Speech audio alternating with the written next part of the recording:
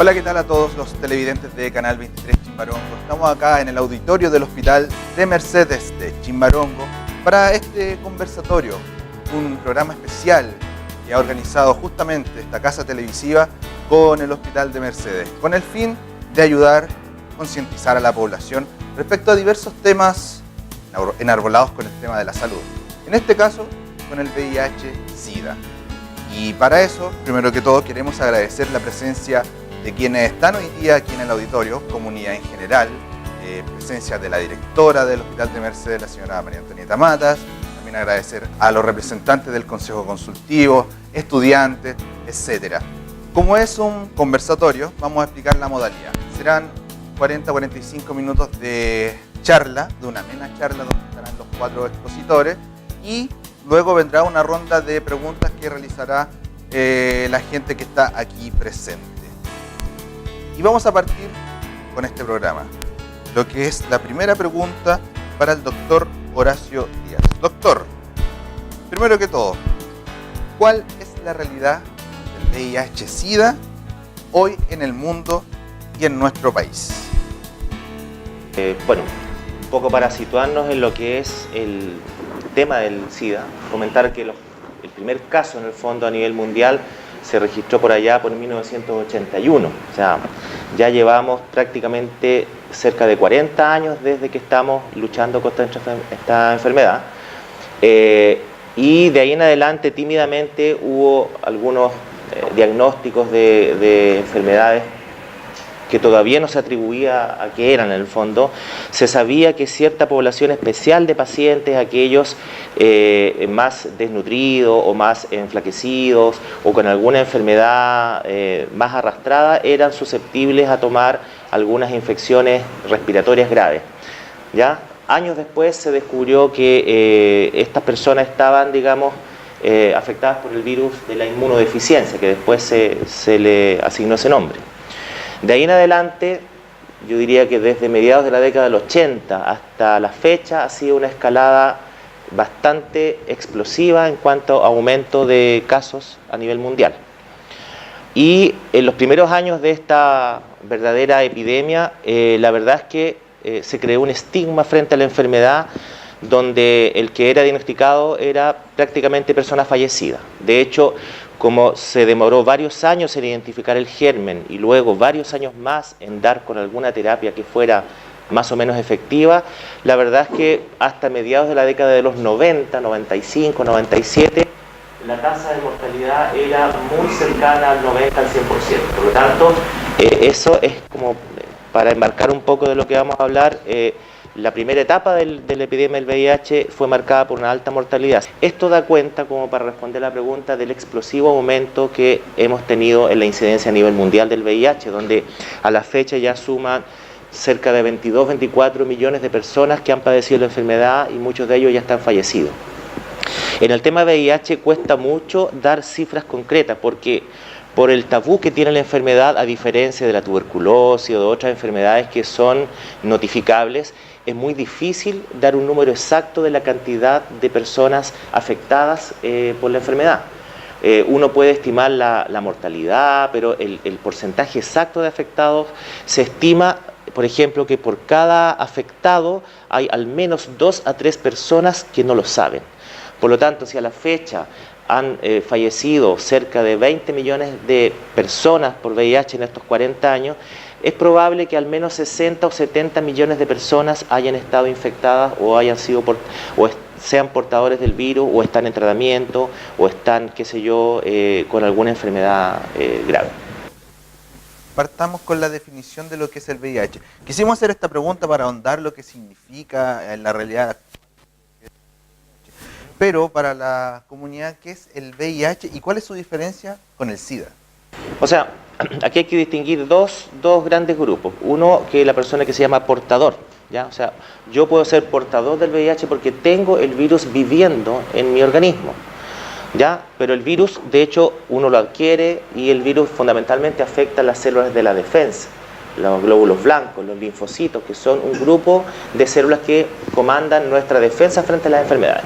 Por lo tanto, depende si la persona que se contagió tiene un buen sistema inmune, o sea, una persona joven y sana, sin otras enfermedades importantes, puede ser portador de la enfermedad durante muchos años y no saberlo y no manifestar nada de la enfermedad. Sin embargo, en algún momento, digámoslo, como que las reservas del sistema inmune se acaban. Ya, o sea, el virus ha silenciosamente destruido todas nuestras células de defensa y en ese momento comienza la enfermedad. Y la enfermedad como tal, hay una etapa que es la que más llama la atención o que la gente recuerda, que es la etapa SIDA. Esa etapa SIDA es una etapa en la cual nuestras defensas ya caen en un número crítico, ¿ya? O sea, nuestras células de defensa están en un nivel muy bajo, donde empiezan a aparecer enfermedades que llamamos oportunistas, que son enfermedades raras, que solo aparecen en determinado grupo de pacientes. Entonces, distinguir la portación de la enfermedad con la etapa ya de enfermedad propiamente tal, o la etapa SIDA, que es la etapa avanzada. Y comentar que en esa etapa SIDA es lo que yo les mencionaba, que en las primeras décadas de la enfermedad, el que llegaba a la etapa SIDA era sinónimo de fallecimiento. Hoy en día, el estar en la etapa SIDA no significa para nada sentencia de muerte. De hecho, nosotros recibimos pacientes prácticamente sin ninguna. El otro día nomás tuvimos un paciente sin ningún linfocito, 0. Y está absolutamente normal y trabajando. O sea, cómo ha cambiado un poco en 30 y tantos años la perspectiva de la enfermedad. Entonces, eso quiero aclarar un poco, que hoy en día estar en lo que llaman la etapa SIDA no es sentencia de muerte. Doctora Carolina Valenzuela, vamos al aspecto local. La pregunta es la siguiente: ¿cuál es la realidad de nuestra comuna en relación a la realidad que nos planteó el doctor Horacio Luis? En realidad, más allá de hablar de números, efectivamente en nuestra localidad, al igual que a nivel de Chile, a nivel mundial también, ha existido un aumento. Nosotros estábamos conversando con la Matrona Macarena, que en realidad desconocemos muy bien si esto es porque nosotros hemos aumentado la tasa de pesquisa o es porque en esta población, por algún motivo, existe un aumento de pacientes que tienen el VIH. Que quiero sí, como dentro de otros temas que queremos hablar y explicarles, es el tema de los mitos. Y nosotros queremos que entendamos y que todos estemos en la misma sintonía, que la migración no es la principal población que ha aumentado la tasa de VIH.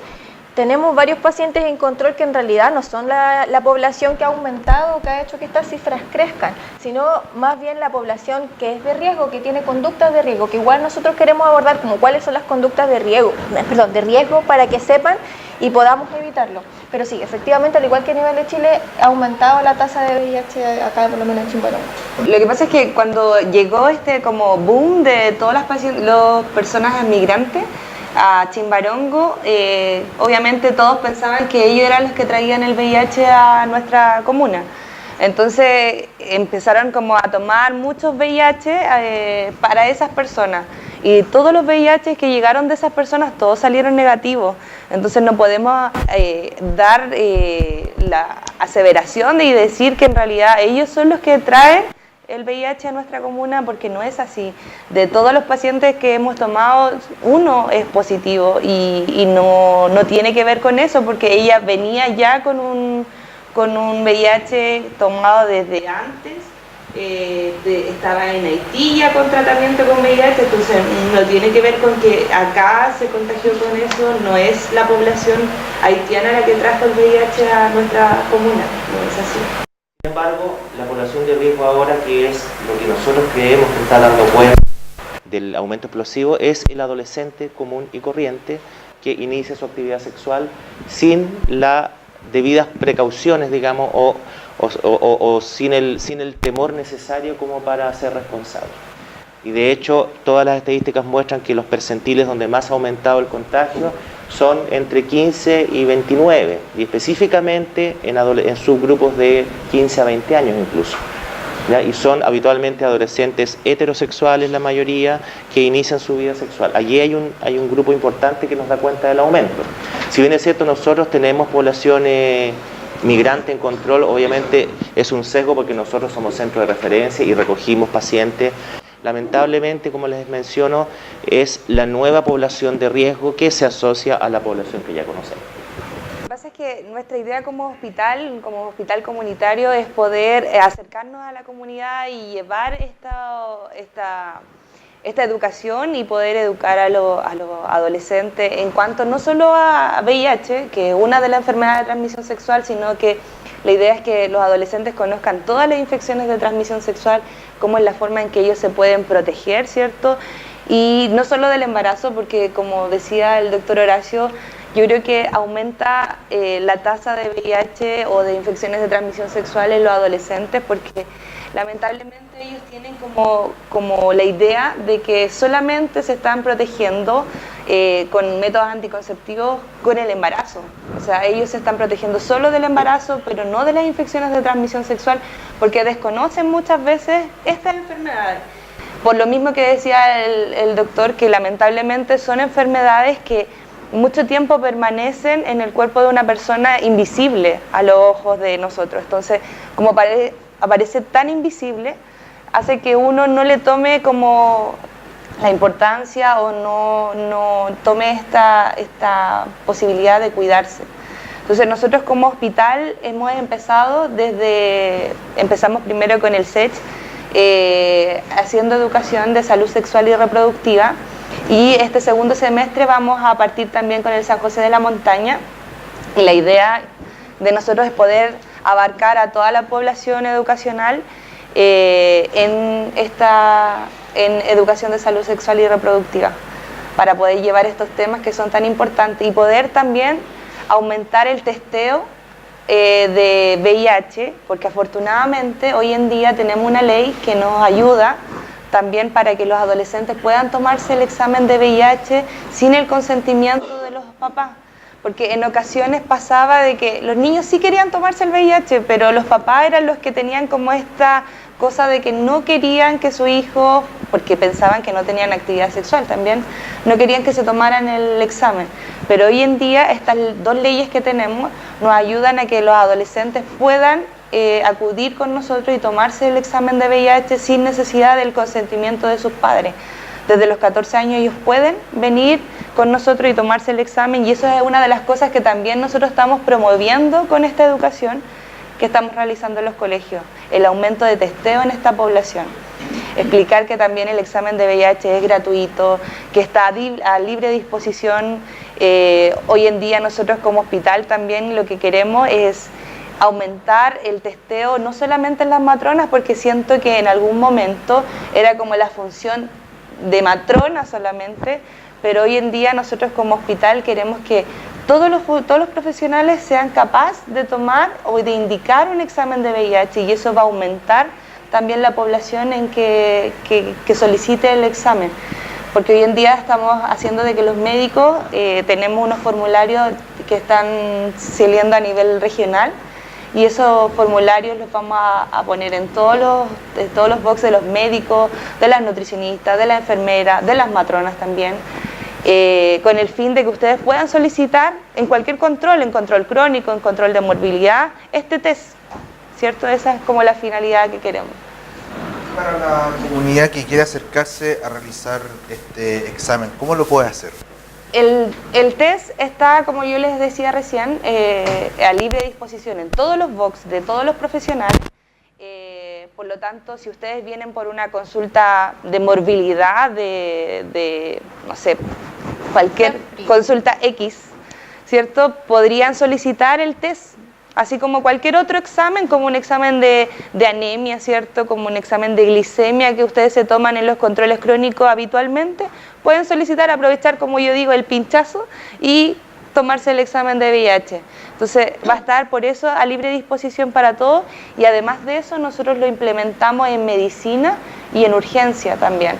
Entonces si alguien en urgencia quiere solicitar el examen de VIH también puede estar. Claro, y si alguien solamente quiere venir a tomarse el examen, no hay problema, cuando vengan a pedir una hora en morbilidad, pueden decir, no sé, me duele la cabeza, y vienen, nosotros, me dicen, en realidad yo me quiero hacer este examen, nosotros no tenemos ningún problema en tomarlo en ese instante. Existe una manera de confeccionar como el papel donde uno escribe los datos del paciente, o sea, ese papel es totalmente confidencial, no dice su nombre, no dice que Juan Pérez está tomando este examen, entonces para que tengan la seguridad, si es que el tema es una cosa de estigma, de que hoy me van a ver que yo soy el que está pidiendo un examen de VIH, no, es totalmente confidencial, no hay ningún problema.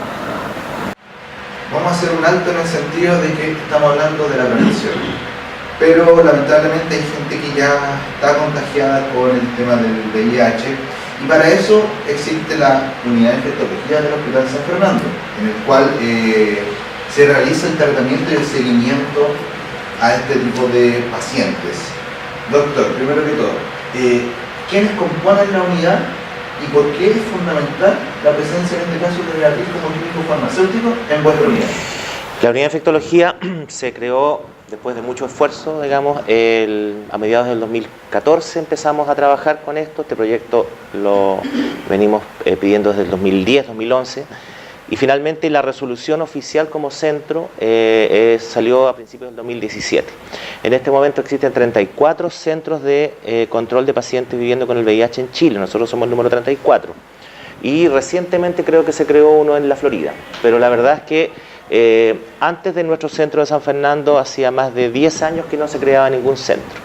Y eso da cuenta un poco también, retomando el tema de lo olvidado que se tenía el tema del VIH. Nuestro centro partimos con un paciente, yo me acuerdo, en 2014, y ahora después Beatriz va a ver el número, llevamos 145 pacientes en 2 años y fracción de funcionamiento. El centro está compuesto en este momento por una asistente social que es muy importante, es clave el rol, porque hay muchos pacientes que en realidad que tienen su FONASA bloqueada o que tienen algún problema, por ejemplo, de que no tienen dinero para costear el pasaje para ir a tomarse el examen, o sea, cosas así domésticas, donde el asistente social nos ayuda un poco al acceso al paciente. Lo mismo para cuando vienen a buscar su terapia, que ese tema lo va a hablar Beatriz también. Segundo, una técnico paramédico que es la que, toma los exámenes, digamos, hace los seguimientos en cuanto a las horas médicas, y hace la coordinación de todo lo que es el papeleo, digamos, la gestión de documentación hacia el servicio de salud. Después, y el rol que afortunadamente estamos muy orgullosos de contar con químico farmacéutico, porque el tema fundamental de los pacientes también es la adherencia, ¿ya? Entonces, la químico, como después ella les va a relatar, es clave para ver el seguimiento, la adherencia, enseñarle a los pacientes a tomarse los medicamentos. Y y quien habla, que yo comparto horas, digamos, como todo hospital de mediana complejidad, uno quisiera estar dedicado exclusivamente a esto, pero en realidad yo estoy a cargo de la unidad de paciente crítico también, infección intrahospitalaria, entonces hay que compartir el tiempo en muchas cosas. Entonces la verdad es que es un esfuerzo mancomunado que estamos haciendo hartas personas como para que esto resulte. Tenemos brechas súper importantes también que estamos pidiendo, por ejemplo, no contamos con matrona, ya que es fundamental en un centro, por lo tanto, todo lo que es enfermedad de transmisión sexual, condilomas, todo lo que es enfermedades de ese tipo, no las podemos atender y se van a arrancar. No contamos con enfermera universitaria tampoco, pero aún así hemos logrado expandirnos, como lo decía, de 1 o 2 pacientes a cerca de 150 en 2 años. Y cada día estamos ingresando fácilmente 5 o 6 pacientes por semana nuevos a nuestro centro. De hecho, hay un día que ingresamos 6 pacientes en un día. Eso da cuenta de lo que está pasando. Pero ahí quiero que Beatriz un poco comente su experiencia. Mi función en el centro es ver el tema de la triterapia. El VIH al día de hoy no tiene cura, pero sí tiene una terapia que hace que la carga que hay, la cantidad de virus que hay en la sangre, disminuya a tal grado que no haga daño. Pero el paciente tiene que ser constante, o sea, acá no se está tomando una vitamina C, sino que es una terapia que tiene muchas interacciones con otro tipo de medicamentos, que tiene interacciones con hierbas medicinales o con productos naturales, que no cree que son, por ser natural, no tienen ningún tipo de interacción, y no es así. Y el tema que más cuesta es el tema de las drogas, de las sustancias que utilizan como forma recreacional. Y eso cuesta, o sea, tiene mucha interacción también con la terapia. ¿Qué significa esto? Que si consumen algún otro tipo de sustancia que no esté indicada, va a disminuir las concentraciones de su triterapia y no va a ser tan efectiva. Entonces eso, la verdad, hay que estar un seguimiento por lo menos mensual o si no se puede cada 3 meses, pero ver acá a todos los pacientes y básicamente enfocarnos en los jóvenes, que los jóvenes no están acostumbrados a tomar medicamentos todos los días, pero esto es algo que tienen que hacerlo para que su calidad de vida aumente, sea mucho mejor que si no tuvieran terapia. Una terapia que, bien tú decías, se le realiza como un seguimiento al paciente, y no solamente al paciente de San Fernando, ya que ustedes ven una cobertura bastante amplia, ¿cierto? Sí, nosotros tenemos pacientes del secano costero, de Pichilemu, de Litueche también, de Paredones. Y esos pacientes hay que hacerle un seguimiento sí o sí, o sea, por mucho que sean de lejos y se demoren por lo menos unas 2 horas en llegar a nuestro centro, tenemos que seguirlos siempre. Tenemos una alta cantidad de pacientes y de varios lados, o sea, no es solamente centrado en San Fernando, del Chimbarongo también obviamente, pero abarcamos toda la parte que no abarca Rancagua, que es Cardenal Caro. Nosotros estamos Cardenal Caro y Colchagua. Pueden comentar, perdón, que el VIH no está sectorizado, a diferencia de otras enfermedades GES que están en el auge, que uno en general como que se atiende cerca de la comuna donde vive. El VIH tiene la particularidad que uno puede vivir en Chimbarongo y atenderse en Santiago o atenderse en Talca.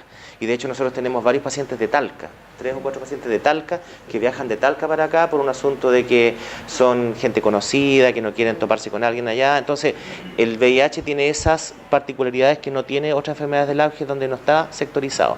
De hecho también tenemos pacientes de Pichidegua, de San Vicente, que en teoría deberían ir a Rancagua, pero ellos optan por atenderse en el centro de su preferencia. Y también así ellos pueden, de acuerdo a su trabajo, a su biografía, irse cambiando de centro en la medida que se van cambiando de localidad. Pero es muy importante eso también, porque es un tema que a veces aleja al paciente del centro, de decir, chuta, voy para allá y me conocen todos. O sea, existe la posibilidad, por último, si se tomó la decisión de buscar tratamiento, ya, puede ir a Curicó, a Talca, donde no lo conozcan, donde usted vaya tranquilo y donde no se vaya a topar con alguien que le cause o que le haga alguna pregunta incómoda. Entonces, esa particularidad está desde los inicios del tratamiento del VIH como de la sectorización que no corre para esta patología. Pregunta, aclarar algunos mitos. Volvemos nuevamente al área de la prevención. Recién estábamos con el área del tratamiento, ahora estamos con el área de la prevención. Para aclarar algunos mitos con respecto al contagio. ¿Es efectivo que el uso del preservativo previene el VIH o simplemente previene el embarazo? Doctora. Mire, en realidad, como conversamos anteriormente, generalmente la población adolescente, que es la población de riesgo que estamos en este momento viendo que es el aumento de VIH, ellos piensan que lo que quieren evitar es el embarazo solamente. Y si dicen estoy tomando pastillas, no utilizo el condón, me cuido del embarazo y ahí está el problema de que se pueden contagiar con VIH. El condón tiene una alta tasa de prevención de de varias enfermedades en realidad de transmisión sexual y del VIH, por eso es muy importante que lo utilicen. No sé si todos lo conocen, pero acá en el hospital ustedes se pueden acercar a pedir condones. Nosotros no tenemos problema en entregar estos preservativos. No es necesario que ustedes los compren. Si necesitan y no tienen dinero como pagar, pueden venir. O sea, nosotros les queremos entregar todas las herramientas posibles que tenemos y tenemos disponible como hospital para que se cuiden y prevengan estas infecciones o que pueden tener cura, como por ejemplo un condiloma o una clamidia, no sé. Pero el VIH lamentablemente todavía no tenemos cura, solamente tenemos tratamiento. Entonces es muy importante que ustedes sean responsables, si van a iniciar actividad sexual, que por favor se cuiden, porque como son jóvenes no ven más allá en realidad como del hoy día y a más próximo el mañana, pero no piensan en todas las consecuencias que tienen estas enfermedades a largo plazo. Muchas de estas infecciones en mujeres pueden causar infertilidad, entonces no son cosas que ellos están pensando en ese momento cuando van a tener la relación sexual. Por eso queremos que se cuiden. Sí. Quería agregar que es importante el uso del doble método finalmente. O sea, los adolescentes pueden usar inyecciones, pueden usar pastillas, el método que más le acomode, pero la idea siempre es usar doble método, o sea, pastillas y preservativos, inyecciones y preservativos, porque finalmente nos estamos protegiendo de las dos cosas, infecciones de transmisión sexual y también un embarazo no planificado. Y recalcar lo que decía la doctora, nosotros como matronas hoy en día estamos atendiendo como sobrecupo a las personas que solicitan métodos anticonceptivos, o sea, preservativos. Si alguna de ustedes, jóvenes, o también adultos que necesitan preservativo, solamente se acercan al SOME que le corresponde según población, ¿cierto? Según sectorización, y nosotros le hacemos la receta con el preservativo. No van a esperar más de 10 minutos, ¿cierto? Porque los vamos a atender por sobrecupo. Así que es súper importante que si necesitan ese método anticonceptivo lo soliciten. Y lo otro importante que también quería comentar, que nosotros como hospital, nuestro norte es crear un poli de adolescentes, que es como lo que nosotros queremos hacer, ¿cierto? Y en ese poli de adolescentes vamos a tener la posibilidad de atender mucho más adolescentes, obviamente, y por demanda espontánea, sin necesidad de que ustedes pidan horas, que es lo que nosotros queremos lograr a futuro.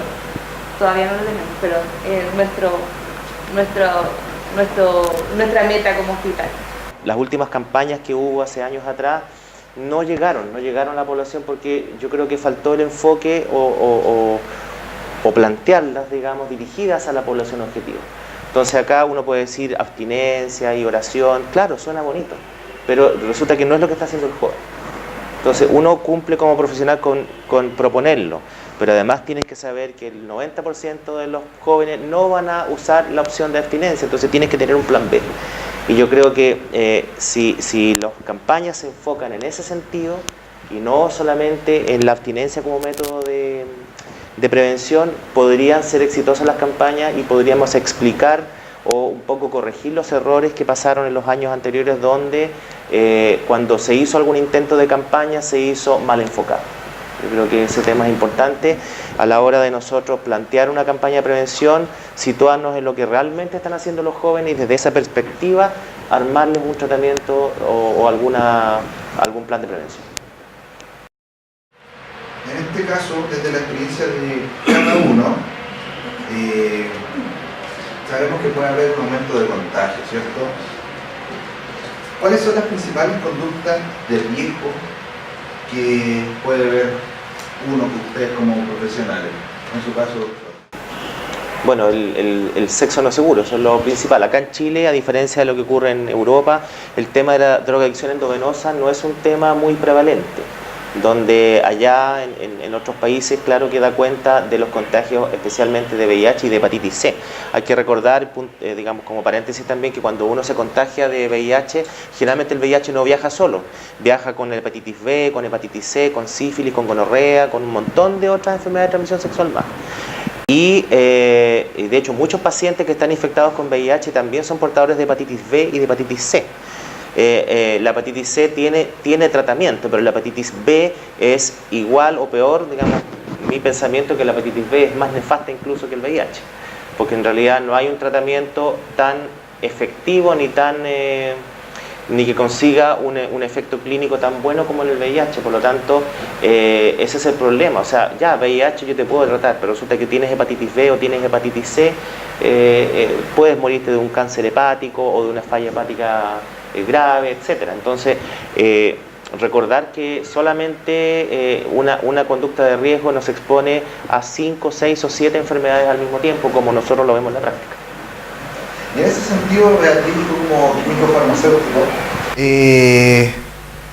el acceso por parte de la comunidad a los tratamientos es difícil. ¿Cómo lo puede hacer una persona para poder acercarse al hospital y acceder a este tipo de instancias? Bueno, allá nosotros le hacemos el inicio, o sea, el ingreso, tomamos exámenes generales, carga viral, CD4, el tema del virus y de las defensas, y al cabo de una semana o menos ya el paciente está con terapia. Bueno, para estar con nosotros tiene que ser un paciente FONASA.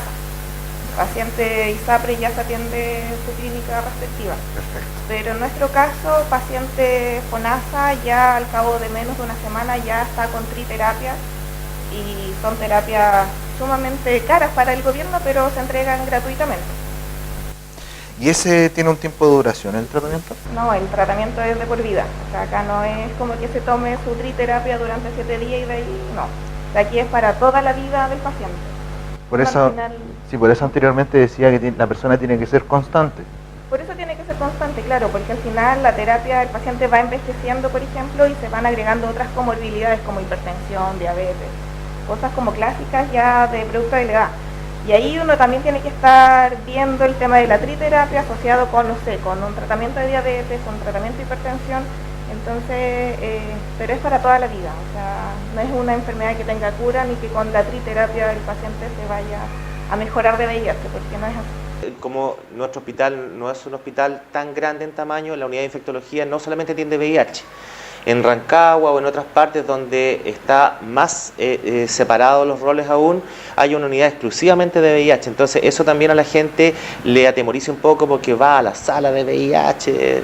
En cambio acá es la unidad de infectología y VIH, es decir, alguien puede ir si se topa con algún conocido y va a infectología, dice no sé, se puede atender por una infección urinaria, o sea, en buen chileno como que pasa piola en el fondo que tú puedes ir a infectología, no solamente atenderte de VIH. O sea, en la unidad atiende enfermedades infecciosas, tuberculosis y VIH-Sida. Por lo tanto, hay una serie de pacientes que rondan ahí en la unidad de infectología y no necesariamente son pacientes infectados por VIH. Es muy importante esta aclaración porque también eso contribuye a bajar un poco la ansiedad del paciente a la hora de acudir. Yo siempre les explico esto, usted puede venir a control conmigo por diferentes cosas, nadie lo va a estigmatizar que si viene conmigo viene porque tiene VIH-Sida. Usted puede venir, por ejemplo, por alguna neumonía, por alguna infección respiratoria, una infección urinaria, una infección, de alguna herida operatoria. O sea, esa es la ventaja que en nuestra unidad se atienden varias patologías más, por lo tanto uno podría con razonable discreción atenderse allá sin que se dieran cuenta por qué está yendo. ¿Ya? Así que ese tema es muy importante recalcarlo, que no ocurre necesariamente en hospitales mucho más grandes donde sí está absolutamente separado la gente que va al poli de VIH de la gente que va a infecto general. Doctora Macarena, ¿cuáles son las acciones que se están realizando en el hospital y las que vienen a futuro en prevención? Bueno, nosotras como programa de VIH y enfermedad de transmisión sexual estamos tratando de hacer hartas actividades preventivas, estamos tratando de hacer, vamos a colegios donde se les hace consultoría, se le hace consejería de la actividad sexual, donde se le hace prevención de enfermedades de transmisión sexual, les entregamos preservativos. Igual Macarena podría hablar un poco más de esa parte. Sí, enseñamos el uso correcto del preservativo, porque lo importante no es solo entregar el preservativo, sino que enseñar cómo se usa correctamente además de hacer la consejería de salud sexual y reproductiva en los colegios, estamos tratando de promover esto de que los adolescentes pueden tomarse el test de VIH y como vuelvo a recalcar, basado en esta ley que afortunadamente nos respalda y nos dice que en realidad sí podemos solicitarlo, ustedes pueden solicitar más bien el examen de VIH. También estamos tratando de que las personas que vienen a solicitar preservativo la agendemos de manera como un cupo extra sin que las personas pidan hora, por lo tanto eso va a ayudar a que más personas usen preservativo. Y también estamos tratando de que, bueno, no estamos tratando, sino que se está implementando el VIH como parte también del examen de medicina preventiva, porque el examen de medicina preventiva nos va a ayudar a pesquisar algunas enfermedades como hipertensión, como diabetes, ¿cierto? Pero también es poder incluir también el examen de VIH en este examen de medicina preventiva, que también lo pueden solicitar ustedes. Y lo siguiente, y lo vuelvo a recalcar, que lo que nosotros queremos lograr como hospital finalmente es poder tener el policlínico de adolescentes donde van a tener esta opción de poder solicitar hora y también consultar por demanda espontánea, que sería como lo ideal para nosotros, y queremos tener eso como ojalá este año, pero es algo, una idea que tenemos nosotros, que todavía no se ha concretado, pero tenemos que hacerlo. Vamos a hacer un alto para después continuar con la ronda de preguntas en este programa especial que ha organizado el Hospital de Mercedes junto a Canal 23 Chimbarongo, denominado VIH-Sida, Realidad Nacional y la Realidad en Nuestra Comuna.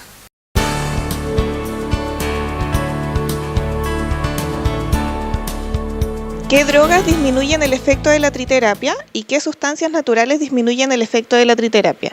La verdad es que drogas no es que disminuye el efecto de la triterapia, pero sí interactúan. Entonces, la triterapia se metaboliza, la mayoría principalmente vía hepática, y la mayoría de las drogas también. Entonces, eso hace que se genere un aumento de la concentración de las drogas y genere un efecto adverso mucho más complejo. Y sustancias naturales, la hierba de San Juan, no sé si la conocen, la verdad es que esa está totalmente contraindicada con la terapia. La hierba de San Juan la utilizan como antidepresivo y es súper común, pero acá yo se los contraindico totalmente. El jugo de pomelo también, el pomelo también es un inductor enzimático, entonces también está totalmente contraindicado. Ese sí disminuye las concentraciones plasmáticas de la triterapia. Entonces se toma la triterapia con un vaso de jugo de pomelo y es como si se estuvieran tomando nada. O sea, la triterapia no les va a hacer efecto. No es una sustancia natural, pero sí algo de uso común, el tema de los suplementos alimenticios. No sé, un Fármato, un Centrum, que tienen minerales, eso, dependiendo de la triterapia que tenga el paciente, también está contraindicado. ¿Ya? Algunos antiácidos, no sé, la sal de fruta heno, por ejemplo, también hay parte de los antirretrovirales que se absorben con el pH ácido. Entonces, disminuir la acidez del estómago hace que no se absorba. Pero hay distintas triterapias y dependiendo de cuál sea, siempre hay que tener un seguimiento, porque hay cosas de uso cotidiano, o sea, que el paciente se tome todos los días su suplemento alimenticio, la verdad es que aquí está contraindicado. ¿Cómo cree usted que se podría hacer una buena campaña de prevención del VIH? Un poco lo que yo hacía énfasis un rato atrás, yo creo que hablando el lenguaje que hablan los jóvenes, o sea, enfocándonos en lo que están haciendo los jóvenes. O sea, nos contaba un profesor tiempo atrás de que los jóvenes están haciendo una suerte de ruleta rusa, que a mí me sorprendió mucho, por eso yo lo cuento en cada experiencia, que se junta un grupo de jóvenes en una fiesta, no sé, 8 o 10 jóvenes, y uno de ellos tiene VIH, pero los demás no lo saben. Y tienen sexo todos con todos, entonces ruleta rusa es el que se contagia, pierde. Entonces eso se está haciendo rutinariamente en nuestro país, en las fiestas de adolescentes, ¿ya?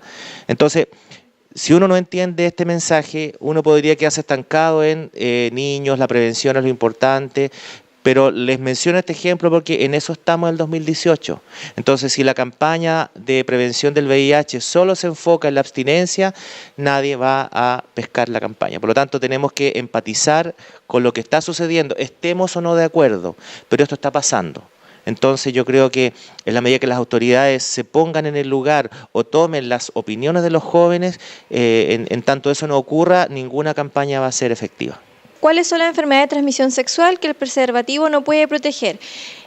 Cuando yo hablé de este tema, nosotros tenemos que entender que existen, aparte de la transmisión sexual directa por el contacto, existe otra que es con las mucosas. Entonces, el herpes tipo 2, que es el herpes genital, y los condilomas, que son estas dos enfermedades que principalmente se pueden transmitir por el contacto con mucosas, son enfermedades que son bastante dolorosas, que generalmente no se logran eliminar. Uno solamente puede tratar los periodos cuando hay brotes, pero son enfermedades que generan bastante dolor, bastante molestias en los pacientes, y esto no las protege el preservativo específicamente.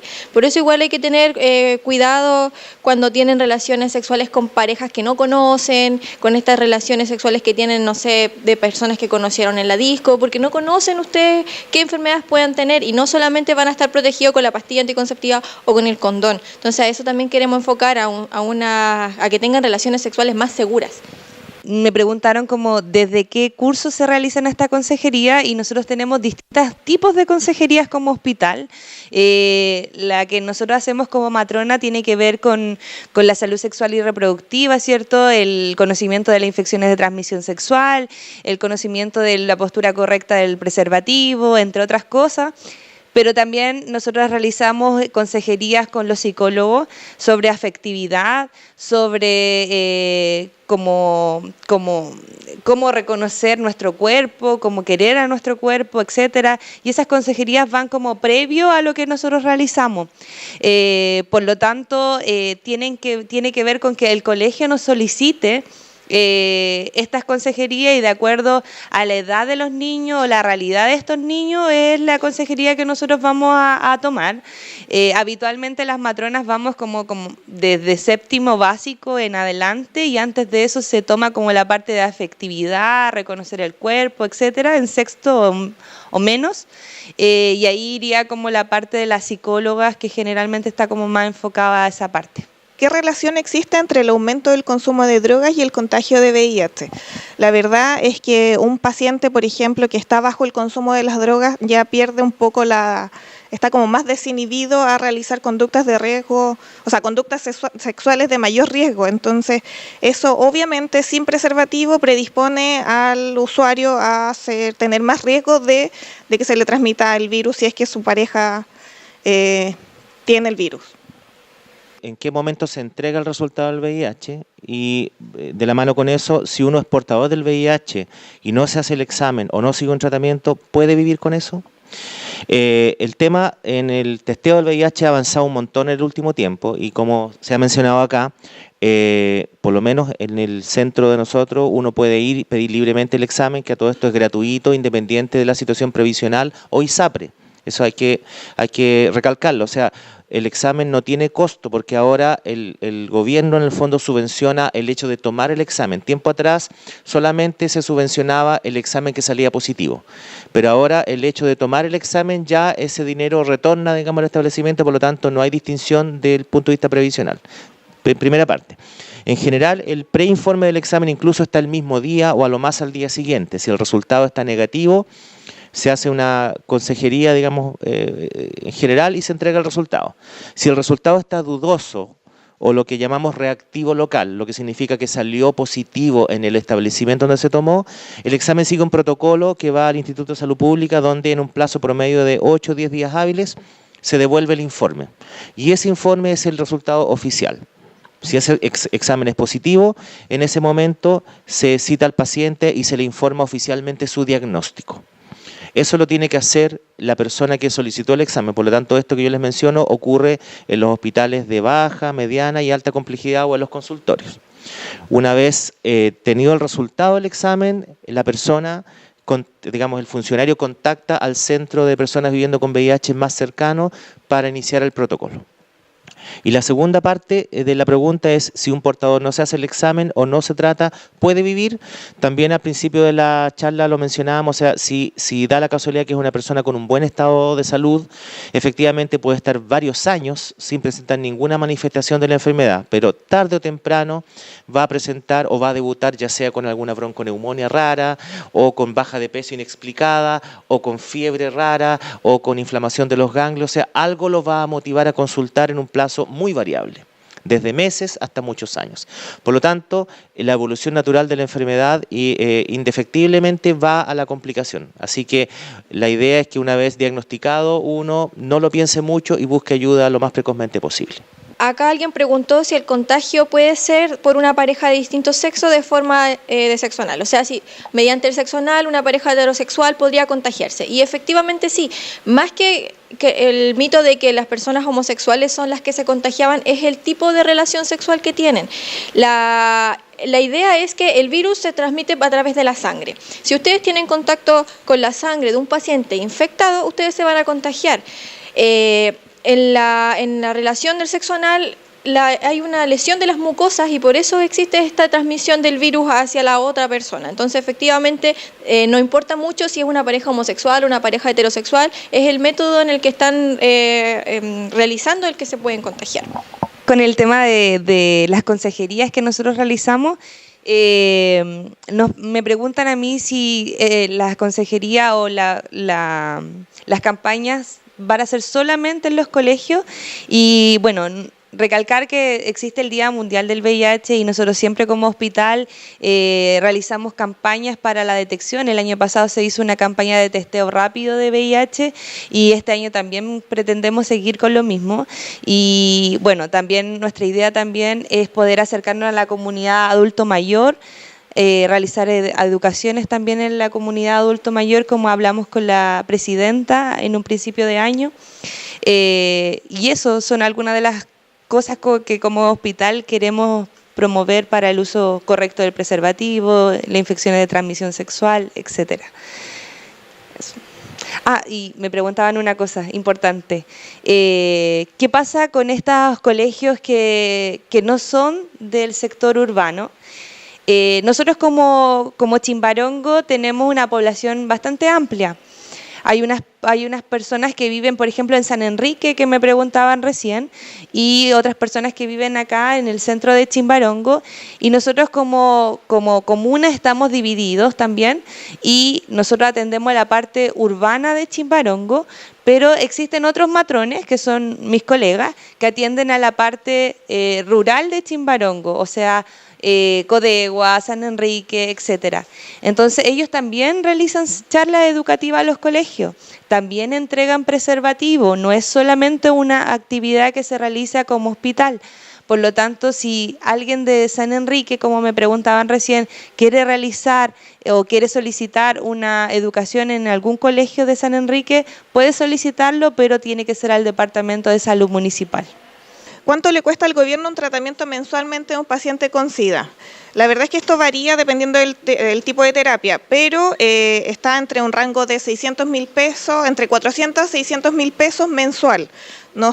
Yo mensualmente le envío al ministerio cuánto es lo que monetariamente se gasta en la entrega de la triterapia a los pacientes, y el mes pasado el gasto que se realizó fue de casi 30 millones de pesos mensual. Entonces son terapias sumamente caras. Y el tipo de droga más nocivo al tratamiento de VIH, bueno, aquí la verdad, la pasta base, el tipo de drogas que uno no sabe realmente lo que tienen son súper complicadas. ¿Cada cuánto habría que hacer un chequeo para saber si uno tiene la enfermedad? ¿Qué significa ser portador? Que un poco lo habíamos visto. Los síntomas del VIH, y hablan del impacto social que podría tener el ser portador de VIH. Bueno, la verdad es que también, así como ha evolucionado las terapias, han evolucionado también los métodos diagnósticos. En este momento se está haciendo en la mayoría de los hospitales ya lo que se llama el test de cuarta generación, lo que significa que el tiempo de ventana, ¿qué significa el tiempo de ventana? Es el tiempo en el cual uno está contagiado y el examen no lo marca. Ese tiempo de ventana hasta hace un año y fracción era hasta de 90 días. Eso significa que yo efectivamente tenía el virus en mi cuerpo, me hacía el examen y el examen no marcaba.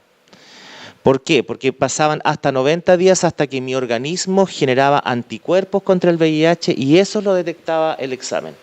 Entonces, en esos 70 o 90 días, efectivamente yo podría irme falsamente tranquilo a mi casa creyendo que no tengo nada, pero sí era portador, pero recientemente infectado. Con el ELISA de cuarta generación, ese tiempo se acortó a un promedio de 8 a 13 días. Y a diferencia del otro examen, este examen detecta la presencia del virus, no detecta los anticuerpos que yo genero contra él. Por lo tanto, es más exacto y prácticamente a la semana de contagio yo ya puedo saber si realmente estoy contagiado. Por lo tanto, respondiendo a esa primera parte de la pregunta, si uno ha tenido una conducta de riesgo los 10 días anteriores y de ahí en adelante, en esos 10 días no se volvió a portar mal, ya efectivamente podría saber con certeza si se contagió o no. A diferencia de la otra vez que uno le explicaba a los pacientes, mira, para asegurarte que no tienes VIH tienes que estar 3 meses en abstinencia sexual desde la última vez que cometiste un error y ahí te podría asegurar que no tienes. Ahora son prácticamente 10 días de abstinencia desde la relación sospechosa y ahí se podría uno más o menos asegurar si es portador o no. Y los síntomas del VIH, ya lo habíamos comentado, puede pasar mucho tiempo sin ningún síntoma, pero indefectiblemente algo lo hace consultar, a veces síntomas que no tienen relación necesariamente con la presencia del virus, sino que pacientes que curiosamente se enferman de ciertos microorganismos o bacterias que son poco comunes de encontrar. Entonces muchas veces uno recibe un paciente con una bronconeumonía rara, y que no le cuadra y dices, pidamos el VIH. Y a raíz de ese tipo de una neumonía o de un germen poco habitual, uno llega al diagnóstico indirectamente. Y el impacto social es evidente, o sea, yo creo que ese es uno de los temas que hace que la gente un poco retroceda o se aleje de los centros, es el estigma o de qué me van a decir si soy portador. Eso yo creo que se ha ido relajando un poco ahora, porque, bueno, hay más acceso, hay más educación, hay más información. Así que en ese tema yo creo que hay que seguir trabajando también. La primera vez que una persona se dirige al hospital cuesta mucho. Se acercan al mesón y le preguntan a qué viene. Con esa pregunta ya complican la situación. ¿Cómo lo solucionan? Como nosotros le dijimos anteriormente, existen muchas formas en que se pueden acercar a pedir el examen. Ustedes pueden simplemente decir que tienen un resfrío, que les duele el pie, que quieren venir por una consulta X a morbilidad o a control con matrona, y ahí ustedes pueden solicitar el examen.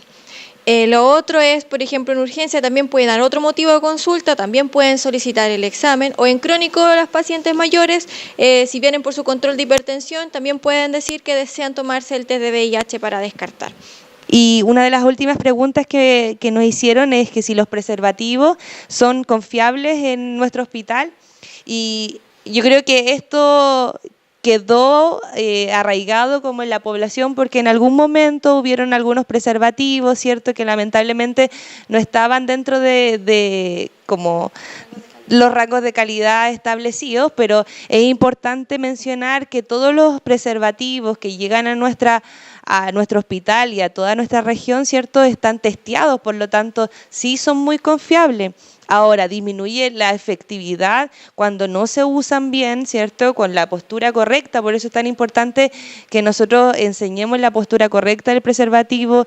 Disminuye también cuando no lo usan, o sea, lo tienen en sus billeteras, ¿cierto?, en lugares donde no corresponde usar un preservativo. Por lo tanto, eso va disminuyendo como la efectividad del preservativo más que el preservativo propiamente tal cuando uno se lo entrega.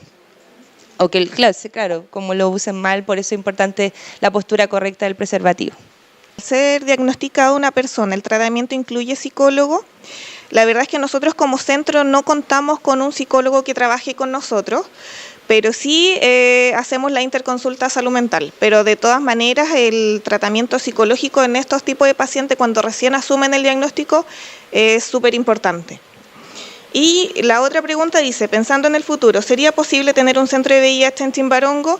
La verdad es que primero debiese haber un infectólogo que esté como a cargo del programa. Cuesta un poco hacer un centro de VIH, al doctor le costó varios años, pero en el futuro, a lo mejor lejano. Las ideas de las autoridades que están entrando en este momento es que, si bien es cierto, hacer un centro formal es complicado, los proyectos son que a partir de un centro establecido se ubiquen en los hospitales satélites de ese centro personas interesadas en el tema de VIH para hacer un seguimiento de los pacientes que están más estables. Habitualmente a los pacientes VIH positivos les hace un control, digamos, que llamamos de niño sano, donde se controla colesterol, glicemia, presión arterial, todo, y el otro control es de la carga viral o CD4. Entonces, muchos de esos pacientes que están estables, ese control habitual se podría hacer en el hospital de origen, ¿ya? Y como es un control habitual, tampoco va a notarse que el paciente va por VIH, o sea, lo sabría solamente el profesional, digamos, porque uno puede ir a ver su glicemia, su presión arterial, toda la parte metabólica que, como dijo Beatriz, es muy importante porque los pacientes también tienen otras enfermedades. Entonces, así establecer un nexo que necesito en este caso con Chimbarongo, con Santa Cruz, con Nancagua, nosotros. Entonces, eso también facilita la adherencia. Se vería un poco la entrega de la droga ahí y el control habitual. E iría al centro establecido cuando le toque carga viral. Por lo tanto, ahí nos baja un montón la carga asistencial también a nosotros y el paciente también tiene que desplazarse 2 o 3 veces al año nomás.